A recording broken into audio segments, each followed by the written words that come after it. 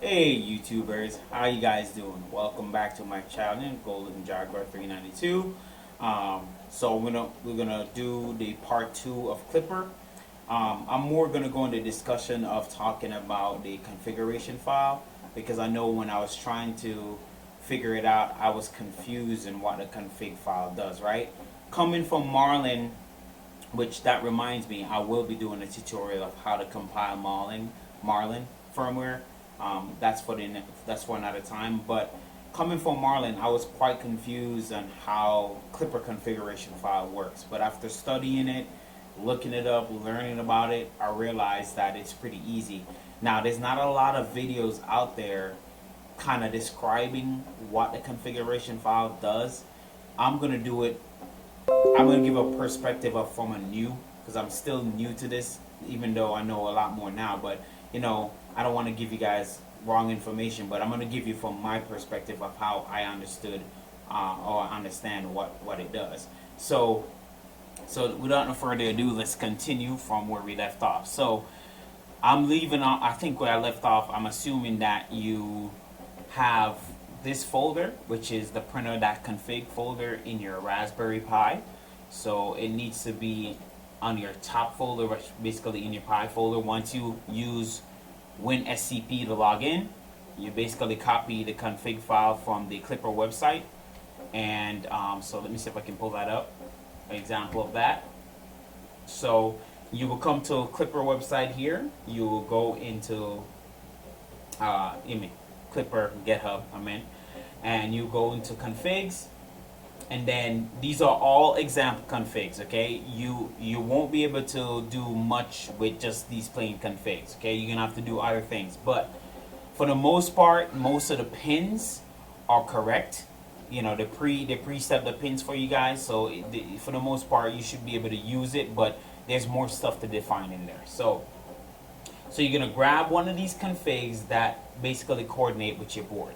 So that could be, say for example, if you're using SK a 1.4 turbo, you're going to use a 1.4. 1.4 turbo and 1.4 are the same thing. The only difference is that the turbo has 20 megahertz more speed on the processor, and the 1.4 just don't. So you're talking about 100 megahertz versus 120. That's literally the difference. Everything else should be the exact same.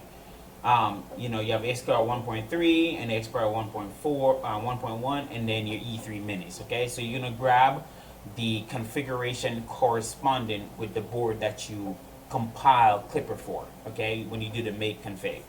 In that case, I think we did the E3 mini, E3 mini 1.2. So if you did the E3 mini 1.2, you'll grab this configuration file, you would download it. So just download it from here, and once you download it, you log into WinSCP, and then you drop it right here, okay? But when you drop it there, make sure that you plug in the serial. So remember that when we go through the video that we do that one command to get the USB serial that our Raspberry Pi, that our printer is connected to a Raspberry Pi, you need a serial to plug into here, because if you don't do that, then you won't be able to connect your Raspberry Pi with the printer. Okay, so Klipper won't be able to communicate with your board.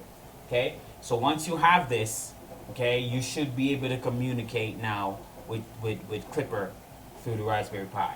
Now, if you got all that done, let's talk about the config in depth here. So the config, basically, as I understand it, and keep in mind, don't judge me too much, I'm just coming from a perspective of me learning it by myself and kind of understanding what it is about. Okay, basically your config, this config basically correspond with your board. So all the pinouts on your board, so let me see if I can pull up a pinout real quick here. So because like again, I'm a visual guy, I like to show what I'm doing. And so let me see if I can find a little pinout real quick of my SKR. Let's go SKR 1.4 Turbo. I'm just going to use this as an example. Let's go to Big 3 Tech GitHub, go to hardware. We're going to go to pinout. Okay. So the config file correspond with these pins. So all of these pins you see here corresponds with the config file. Okay, that I didn't understand, because I you know, as a guy coming from Marlin, looking at this, it looked like gibberish to me. If you look at it, it looked like a bunch of gibberish, right? But if you look at the pins, for example, this is a configuration for one of my custom computer back there. As you can see, it's for the LCP 1768, 1769, which is their SKR turbo board. All of these pins that you see here, so like I see pin 2.2, pin 2.6, that, I didn't know what they were. They just look like random stuff. But when I looked at the board, let me go back here. As you can see, they match up. And what that tells me is that the configuration is basically, that's how Klipper talks to the board, right? That's how Klipper talks to the board and tell the board now, which is a slave, what to do by using these pins, right? So these pins basically are like the communication gateway for the config to tell the board what to do, what move to make, and how to control everything on the board, right? So I didn't know that. But once I figured it out, I was like, okay.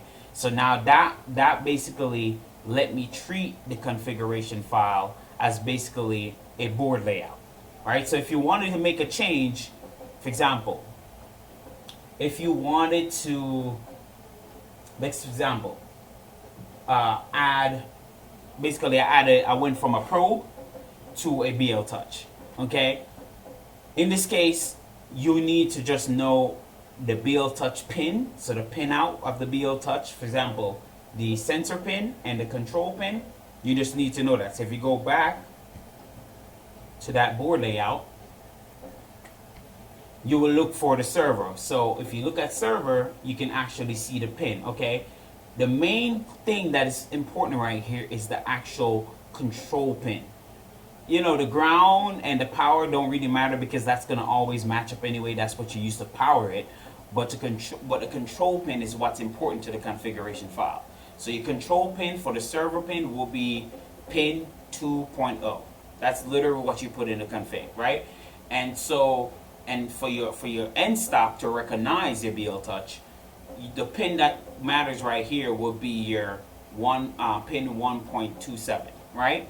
So that's what you got to look for. So once you connect the pin in the configuration file, so as you can see, the pins, then your BL Touch would work properly, right? So all it is basically a pin layout of the board in a configuration file. That's all it essentially is, right? Now I'm just breaking it down as simple as possible, but it's a lot more to it. But for my understanding, and for those who are not, you know, again, this looks like foreign language to them, that's essentially what you're looking at. You're looking at a physical layout of the board in Word format and configuration format, essentially. So once you understand that, then you can make changes. You can, for example, you can invert. Okay, so you can invert the direction. Pretty easy here. All you got to do to invert the direction is literally put a exclamation mark in front of it. Okay, so if I wanted to switch a direction, for example, in Marlin, you'd have to go into Marlin, put true or false, and then compile, and then reflash your board in order for the motor to move a different direction. Now, there's some occasion where you might have to actually switch the connectors and the physical wire on your stepper motor in order to invert the direction. Now, some people do that, but you know, if you're not electrically inclined to do something like that, you'd have to go in Marlin, invert, compile, and reflash in order for the changes to be made. With Klipper, you don't have to do any of that, right? You put either an exclamation mark or no exclamation mark. So the exclamation mark represents true or false in Marlin, basically, right? But in Klipper, it represents true or false. So that's how easy it is. Once you make that change, all you do is save, restart the firmware from your Raspberry Pi, and boom, change is made. So that's one of the benefits with Klipper, is that you don't have to physically do a lot of compiling back and forth like you would with Marlin. You know, you just do if you got to make a change there, you can make it quick. Restart the firmware from the Pi, done. The changes take effect pretty much immediately. Another thing I like about this config is that it's so easy to use. You know what I'm saying? Again, when you look through it, everything is laid out. If you go by what the board layout and pin is, it makes a total sense of how to manipulate the settings in the config file. So, but yeah, once you understand how it works, you can go to the Klipper GitHub, go to extras, and there's a list of a bunch of different features. For example, if you're coming from Marlin and there's certain features that you like, there's a Klipper version of that feature. You just have to go through, see what you like, and then follow, read it, and follow what they're saying, and copy and paste it in here. Literally, it's all copy and paste, right? There's not much you physically have to think about other than, you know, again, for example, the only thing you'd have to think about is calculating your step distance. And the best way I figured out to calculate my step distance here was basically in Marlin, if you have a 20T pulley, your step distance is 80 millimeters, right? If you have a 16T pulley, your step distance is 100 millimeters, right? Well, there's other ways to calculate it in here, because I think if I'm not mistaken, in Klipper, it's millimeters per step and not step per millimeters like Marlin, okay? But correct me if I'm wrong, but I think it's millimeters per step and not step per millimeters. Anyways, but in order to get this number, all I did was you divide, right? So you take your step distance from Marlin. So let me get my calculator here so I can show you guys. So for example, I took 100, okay, divided by 80. So in Marlin, your step distance, let's say 22 pulley be 80. Okay, I divide it, you get 1.25, right? 1.25. Then I divide that again by another 100, right? Because remember, the revolution on a 1.8 degree motor is 200, right? So basically, that's all I did was just divide it by 200 twice, by 100 twice, and then you got your answer here. So all you got to do is copy and paste that in the step distance, and voila. You can do that for a 16T pulley or 8T pulley. I don't think 8T pulleys are very popular.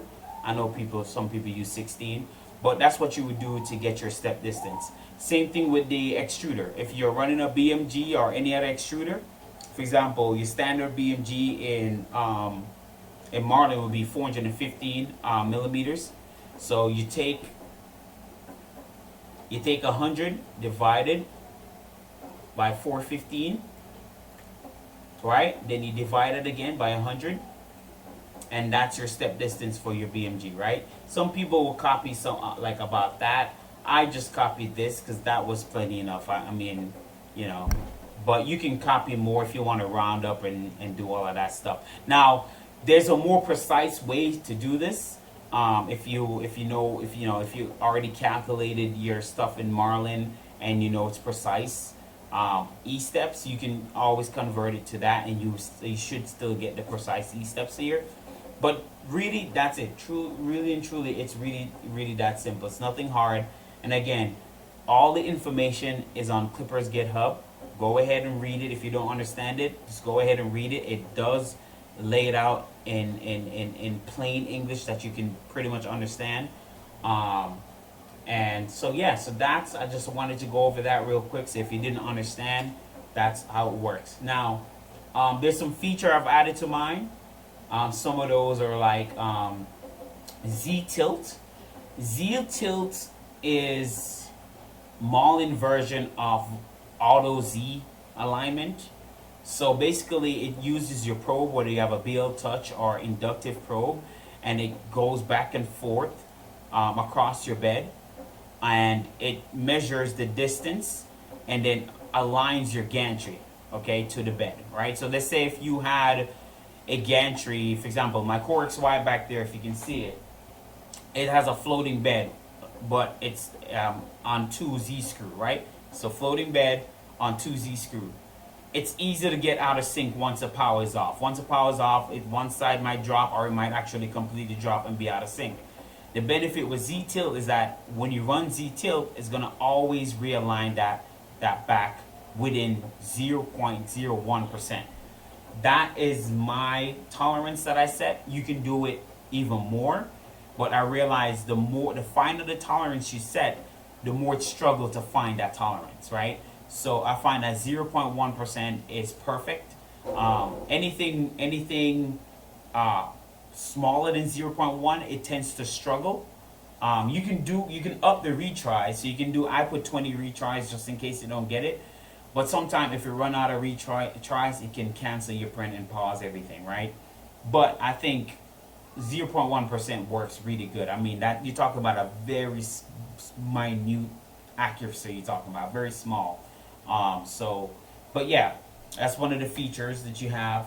Bed screws is similar to like people who have Ender 3 and they run the bed leveling G code. Basically, the tool head goes around all 4 corners of the bed where the screws are, so you can level it.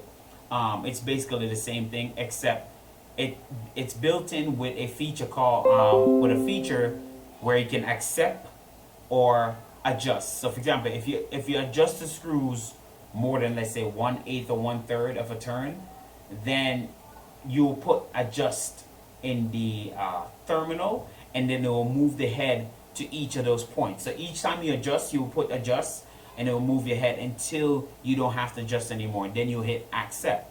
Once you put in accept, it will stop at each point until you accept it, and then it's done.